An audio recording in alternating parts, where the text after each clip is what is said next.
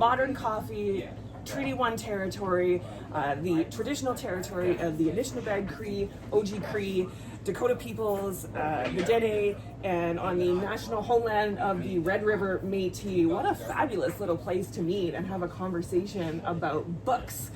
Like, this is just the kind of place where you want to come in and grab a good book and spend the entire day drinking your Black Pearl coffee, and I'm all over that. So thank you, Michael Redhead Champagne, for joining us today to talk about this awesome book that we were very proud to print at Friesens. And I mean, we print 5,000 titles every single year, and it's not to say that one is more important than the other, but when we think about the messaging and the story behind this particular book, it really means something. So why don't you, in your own words, walk us through this book and tell us what it's all about. Well, this story is really broken into two parts. The first part is the instruction manual, and I know that doesn't sound exciting to children, but rules, no. Yeah, but there's 3 steps in there, and those 3 steps I think are really important for the rest of the book. So those 3 steps allow us to identify what our gift is, select something, and then practice and share it. That's the first part. The second part is the celebration part of the book, and as somebody who loves strength-based learning and educational environments where we talk about what's right instead of just what's wrong, I love that we are able to celebrate many different examples of gifts. And the gifts that I selected in this book were gifts that I heard commonly from young people right here in Treaty 1 territory as I do my work in community. And so that's why I selected chefs and good friends and gamers as examples of the gifts that I included in the book, because those are the gifts that I see of young people around me every day. Absolutely. And I mean, I think when I was a young kid in the early 80s, you know, gifts were completely different, but very, very similar, right? I mean, I never had a Nintendo, which is probably for the best, because I don't think I would have any sort of social life, but that's neither here nor there. But I mean, the way that the world is changing, it's okay to have gifts, to your point, that aren't of the norm, right? And so we talk about that in this book, which is absolutely fabulous. Your cat makes an appearance in this book. Tell us why sushi? Well, it was super important to, when we're talking about we need everyone, we're not just talking about people. We're also talking about animals like Sushi the cat, who is in the book, but we're also talking about nature and the overall kind of cosmos of the universe. In the book, you'll notice that as children identify what their gift is, it's visually represented by a star.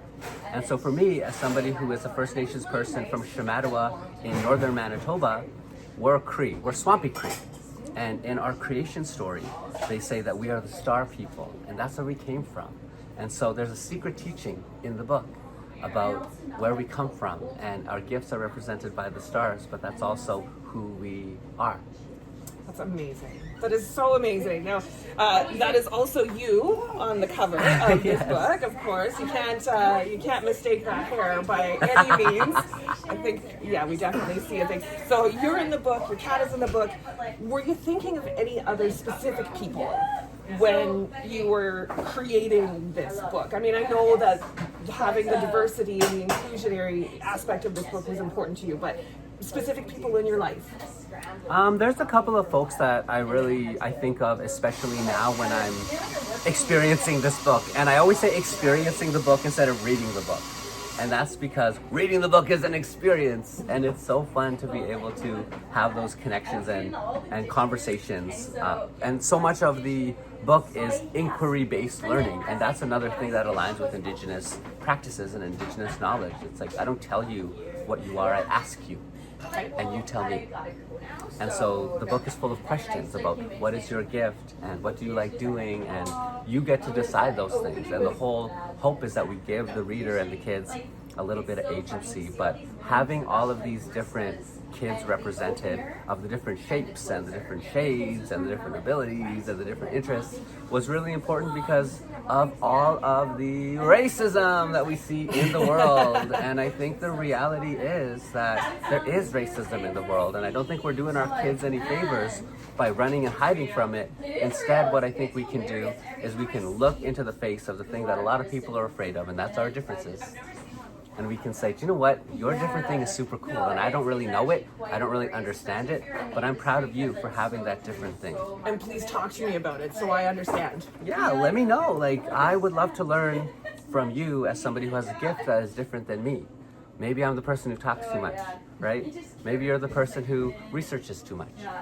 Wouldn't that be so great if you told me some research stuff and I told you some talking stuff? Like, you know, like, I just feel like there's ways for us to share our gifts in really creative and interesting ways, especially because we have a lot of challenges in our communities, like even things like poverty, even things like homelessness.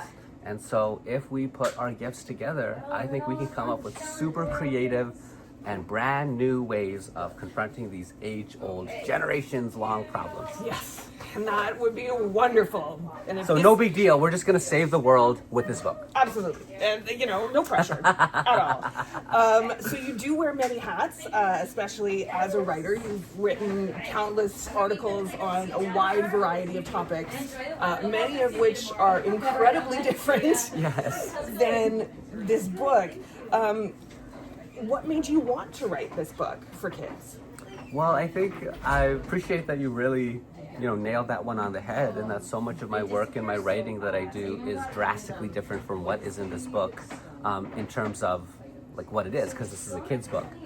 And most of what I write will be things like government reports, recommendations, news articles, and these policy recommendations. The books we're going to read to the grade 4 kids. The policy recommendations, yes. So all of those things I know are not exactly enticing or interesting necessarily to children. However, I do find a really fun Venn diagram with this book and the work that I have done, because there is similarities in the work that I do in advocating in systems and trying to make things better in education and health and child welfare systems. I am talking about how these systems have to recognize children and families' gifts and abilities. And I'm always saying, you don't get to treat this citizen of Manitoba or this Treaty 1 territory member as if they are untalented and unable, because they have a gift. And so really a lot of my work is trying to educate systems about how there are people that are going through hardship, maybe harmful substance use, racism, homelessness, any of those difficult things. But those folks that have been through those experiences have gifts inside them that might actually be the knowledge we need to solve that very problem. Yes, and so forgive me if I'm dumbing this down too much, but this is the kids' version of those heavy reports. Yes, yes, you're ready. Exactly. Could be off record, but do you ever want to just hand this to some adults and be like, if you don't understand my report, read this? I do hand it to some adults and I say, this is the same as this. Yeah, maybe this will help you understand a little bit better. Yeah, because really there is, I'm nothing if not consistent. And I think a lot of what I really want to do is encourage and inspire young people and children to be able to just recognize their gift. And too often the world feels unsupportive of people and kids.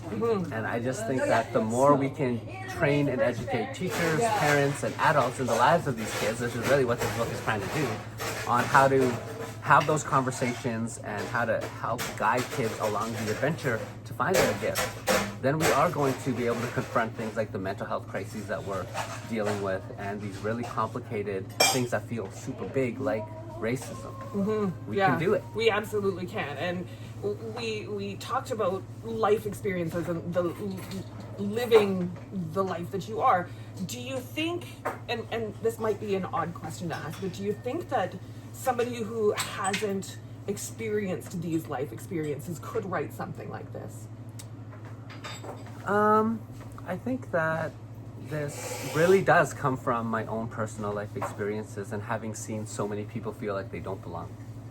And I think the reason this is such a bright piece of writing is because I've seen so much of the darkness in classrooms and in communities. And so, like, there's a reason how come in the dedication of this book, it says that I want to, I've dedicated to the North End of Winnipeg, who raised me the person I am today, as well as to all the teachers who shine their lights in the darkest places.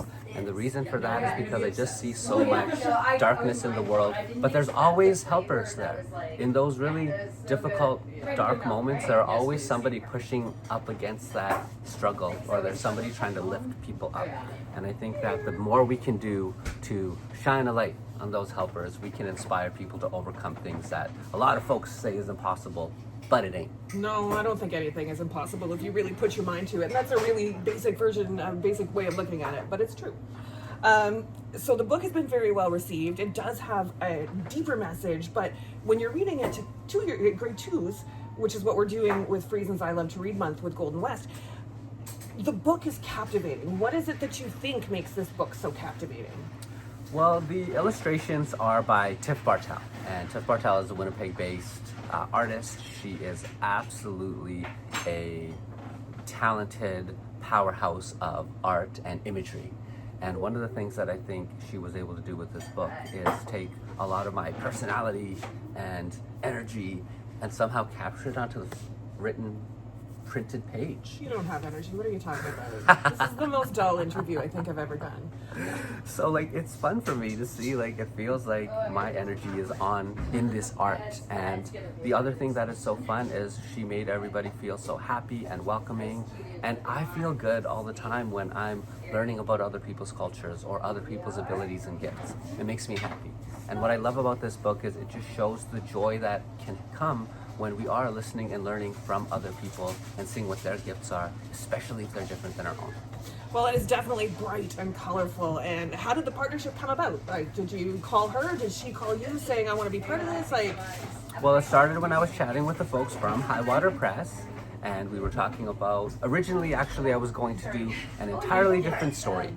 And that story ended up being written by somebody else. It's actually out now in the graphic novel format called Little by Little, You Can Change the World. Okay. The story of Michael Redhead Champagne. So this book, graphic novel, is now out in the world, and that's what I thought my first kids book was going to be. It was not. But like it says in the book, sometimes we have to ask people for help. And sometimes the people around us see things in us before we do.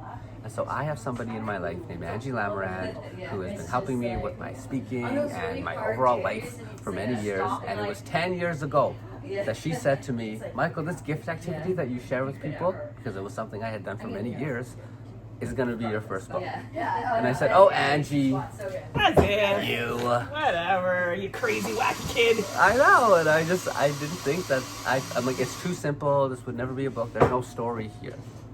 And wouldn't you know, the beautiful talent of Tiff Bartel created a beautiful visual story that takes us all the way through. And what I love so much is that it begins visually, and like, we never even mention this in the writing.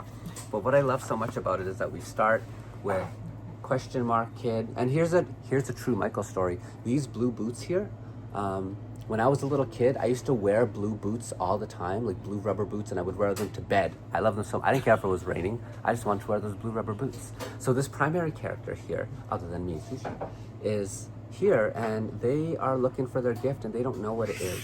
And so Blue Rubber Boots Kid goes and experiences the entire book. And then of course by the end, what do we see from Blue Rubber Boots Kid?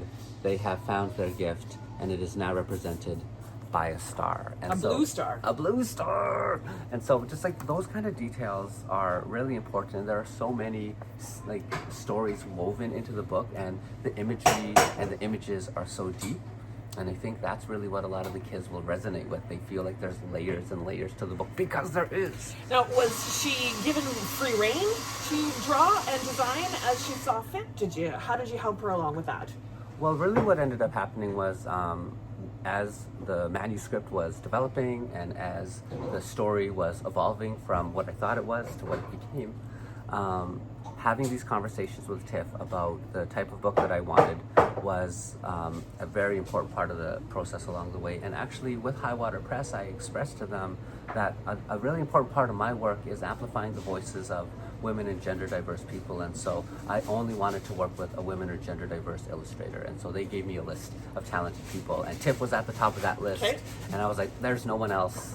There's no one else, because just the style and the energy and the brightness of Tiff's art really spoke to just kind of how I feel. And when I was able to see the drafts coming together, it just felt so right. Well, I can honestly say that looking at this picture of you on the cover and sitting here with you today and seeing you on TV and doing all these things, even if it's election coverage, you know, I see this person right here in front of me. And so I can I can feel the energy when I see this this person on the book, because now I'm experiencing it. But even if I had seen a picture, that would be the personality that I would expect from you. And this is why we need artists. Absolutely, without a doubt. So the messaging of the book, it's super important on so many different levels, especially for younger kids, being barraged by social media and the internet and all of these things that are happening in our world right now. How do you think that this book helps to cut through all of that noise? I think this book helps cut through that noise because of its simplicity. Everyone has a gift. That is the fundamental belief that this book is trying to convey. And if somebody tells you you don't have a gift, this book is evidence that proves them wrong. And so if you've ever been told that you're too much of something, which kids get told all the time. I'm 47 and I get told that all the time too. Holly, you're too much. Same. And so, like, honestly, this book is my dedication to the kids that are called too much. And I want those kids to know that the too much that they have might be their gift, and the world just might be a better place if they were to develop that gift into something that we could share, because we need that. We need that gift. And maybe, maybe you are someone who reads too much, but what do you have up here? Mm-hmm. The world needs that. Maybe you are someone who talks too much, but what do we need? People to tell these stories in a good way. Maybe you are somebody who moves around too much. Well, maybe you're going to be an athlete. You might be an athlete. You could be an actor or an actress. Are you too dramatic? Maybe you're an actor or an actress. And so that sounded like it was about to be an infomercial. Do you find yourself moving too much? Well, and that's what's fun about the book too. Honestly, it can turn into an infomercial that really aims at encouraging people to find and celebrate their identity at any given time. And that's what I super love about it, because there are natural breaks within the book where, like, you have to interrupt yourself to interact with the students. And I think those moments, those unwritten moments in the book are my favorite, because after you say, we need artists, the kids need to tell you what kind of art they like, and they need to tell you what kind of artists they are. Yeah, honestly, this book is 32 pages, and it takes me an hour to read it when I read it to kids, because they just want to talk. They do. And they're suddenly inspired, and they don't know why they're inspired. They're getting out of class to have a book read to them, and the next thing you know, they're shouting out all of these things that they love and the things that they're good at. And that's what gets them thinking. I also, one of my favorite things about this book, in terms of the rowdiness that seems to come with it, is there will inevitably be one or two students in the presentations that will say, I don't have a gift, because this is how kids are, right? They plant their feet. Oh, you say everyone has a gift? Not me. And my favorite part about this book is that it animates all of the people around that kid. Say, you're a good artist, you're good at this, you're good at Minecraft, you're good at painting, you're good at basketball. And like all of a sudden that kid is being overwhelmed. Barrage. And yeah. like it's overwhelming, I'm sure it is. But also I hope that those students that get that experience have a light bulb moment. That look at all the people around you and how much they can see in you. If all of these people around you can see it, I hope this helps crystallize something for those ones that they can see it too. Oh, for sure. And that's the secondary benefit from this book. It's just it's very easy to sit and say, well, what I think I'm good at doesn't seem like it's very special. So, but then when you have that outside validation, people will always see in you what you don't see in yourself. And this book is a great reminder that not only should we be sharing our story with the world, but we should help others. And I mean, not to throw Friesens in here, but that's what we do. We help others share their best story with the world, because it's so incredibly important to have all of these voices all at the same time. It is so important. Now, you started writing when you were really young, when you were in kindergarten. I think it was Mr. What was the character? Mr. Big Face. Mr. Big Face. Oh. Okay, I'm sorry I brought that up. It seems like it was a little bit of a bone of contention. Now, I'm sure there are a lot of kids out there that make these Mr. Big Faces and the whatever. What was an early experience for you where you learned that words and language have power? That's a great question. Thank you. I think that I first learned that words and language have power when I was experiencing bullying as a kid. Unfortunately, like I moved around a lot when I was a kid. And so moving around a lot meant that I was always the new kid. And what happens with the new kid? They don't have anyone to sit with at lunch. They don't have anyone to hang out with at recess. And when you're not included, you know. And when you're the new kid, you already feel that you don't belong, and then you just kind of get told in many different ways that you do not belong. You are correct.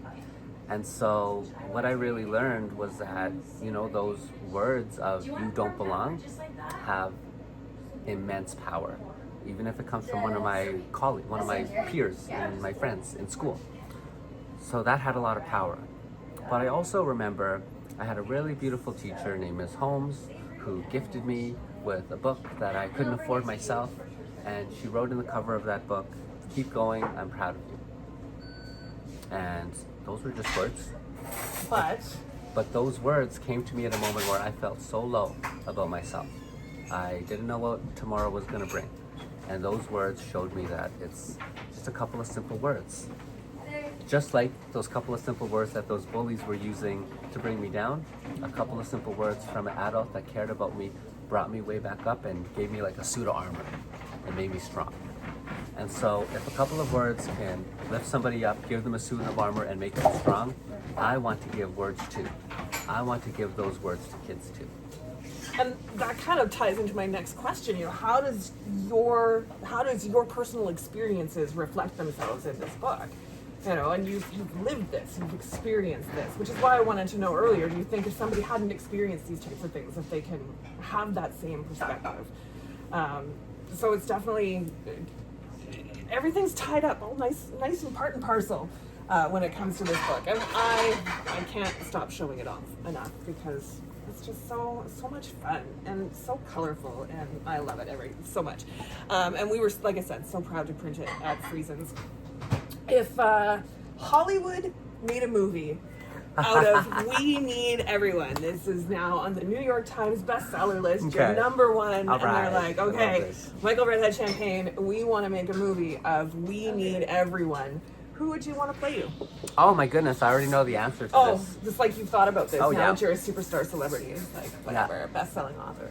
Jay Baruchel. Oh, hey! If you are watching this, we can get you a curly wig. Come on. I can see that. I 100% can see that. Seeing his personality and understanding your personality. Now, would you go see your own movie? I would go see Jay Baruchel. Nobody else, though. But no, I would totally go see. I would go see the movie, and I would go see the movie mostly because I would be curious to see how do we take this non-story and make it a story. Right. I mean, they make movies out of Lego, you know.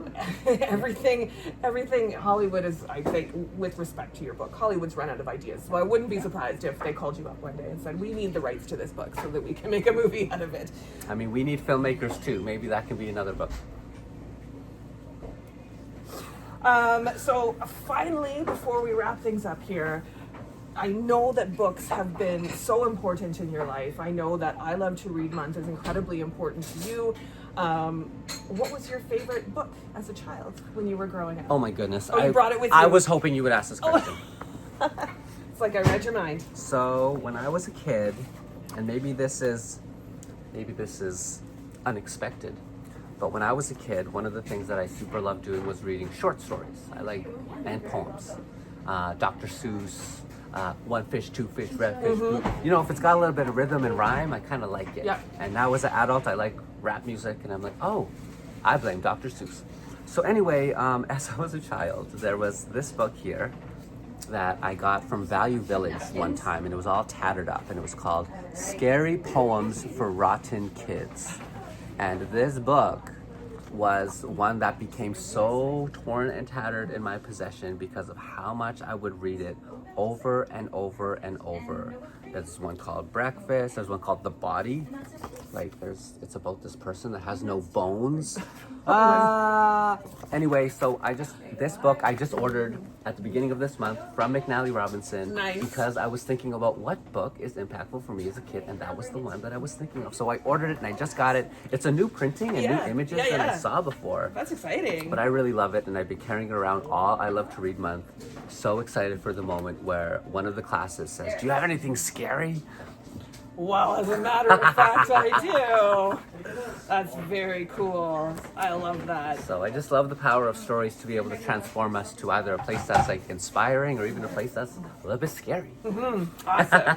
Well, we thank you very much for taking the time to share with us, some background behind the book and just how the book came to be and its importance and its perceived importance in a time where, quite frankly, we need these reminders on a daily basis. So thank you very much.